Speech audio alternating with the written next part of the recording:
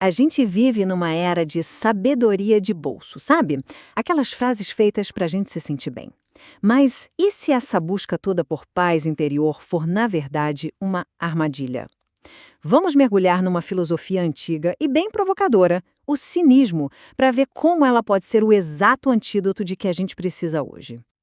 Olha, todo mundo já viu isso. É só abrir uma rede social e tá lá. A felicidade é uma escolha. Ou então, controle os seus pensamentos, controle a sua vida.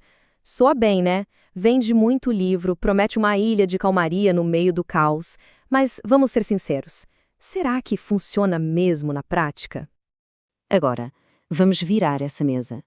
E se essa busca sem fim por serenidade for, no fundo, uma espécie de anestesia, uma forma bem sofisticada de se esconder do mundo, em vez de encarar ele de frente, como ele é? E com isso, a gente entra na primeira sessão. O palco está montado. De um lado, os slogans coloridos e bonitinhos da felicidade. Do outro, a busca, muitas vezes desconfortável, pela verdade nua e crua. Imagina só a cena. Um influencer está lá, todo empolgado, partilhando frases motivacionais para a câmara. De repente, no meio de tudo, surge Diógenes, o cínico original, com uma lanterna, em pleno dia. Ele não está ali para debater. Ele está procurando uma coisa que parece que sumiu. A autenticidade de verdade por trás de tanto slogan. E isso nos leva direto para o duelo, estoico contra cínico. São duas visões de mundo, duas formas de viver que estão em rota de colisão total. A diferença aqui é gritante, é da água para o vinho. De um lado, essa busca pela paz interior, que acaba virando uma bolha para se proteger de tudo.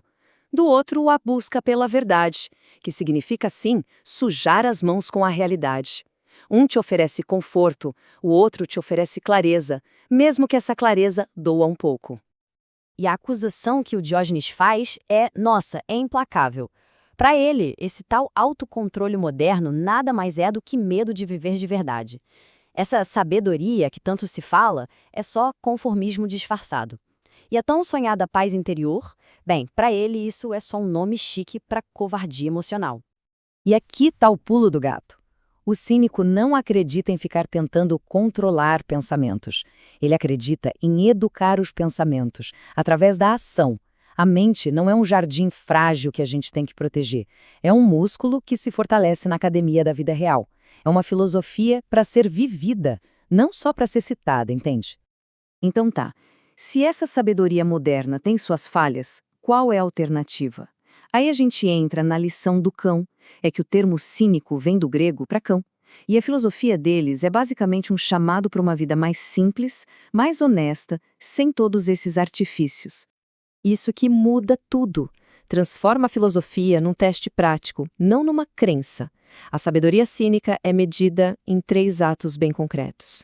Conseguir viver com pouco, suportar o desconforto sem ficar se lamentando e talvez o mais difícil de todos, dizer a verdade, mesmo quando isso pode custar caro, pode custar prestígio.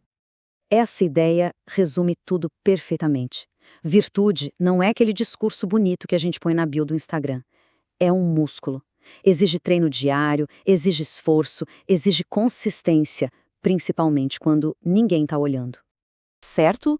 Mas o cínico não é simplesmente uma pessoa rude? Vamos falar agora da sua ferramenta mais controversa. E se essa aparente grosseria for, na verdade, uma ferramenta de alta precisão? Essa distinção é absolutamente crucial. O cinismo original não é sobre grosseria gratuita, aleatória. É uma grosseria direcionada, quase cirúrgica, usada como arma contra a estupidez organizada e aquela hipocrisia que todo mundo aceita. O cinismo não é um modo de vida constante. Ele é mais como um alarme de incêndio. Ele dispara quando o óbvio é negado, quando as palavras bonitas substituem a ação, quando a mentira vem toda arrumadinha e, principalmente, quando ser educado demais acaba virando cumplicidade com a farsa. E tem regras nesse jogo, não é bagunça. O cinismo ataca a hipocrisia, mas protege quem está genuinamente tentando aprender. Ataca o discurso vazio, mas respeita a dor real de alguém. O alvo é sempre a arrogância, a ideia podre, nunca a vulnerabilidade da pessoa. Isso tudo nos leva a uma conclusão um tanto desconfortável. Existe um perigo real em ser educado demais. Um perigo que permite que uma coisa bem ruim floresça bem debaixo do nosso nariz, à sombra das boas maneiras. E aqui tá a bomba. A estupidez prospera não por falta de inteligência no mundo, mas porque as pessoas inteligentes têm muito medo de parecerem mal educadas para confrontar a estupidez de frente. A nossa polidez, às vezes, pode ser o solo fértil da mediocridade. Então, como é que a gente junta todas essas peças? Se a nossa cultura está um pouco doente de falsidade, qual é a conclusão cínica? Qual é o antídoto final? O cinismo, no final das contas, deve ser visto como uma ferramenta. É um teste de realidade para as nossas próprias ideias. É um filtro social para ajudar a separar o que é genuíno do que é falso. E o mais importante, é uma defesa ativa da inteligência contra o barulho constante do mundo. E a gente termina com essa ideia. Talvez o cinismo não seja o veneno que a gente sempre pensou que fosse, mas sim o antídoto de que a gente precisa. Não se trata de ser negativo, mas de purificar o ruído e a falsidade. Não é sobre ser rude, é sobre ser um agente da clareza. E no mundo tão confuso, talvez essa seja a maior virtude de todas.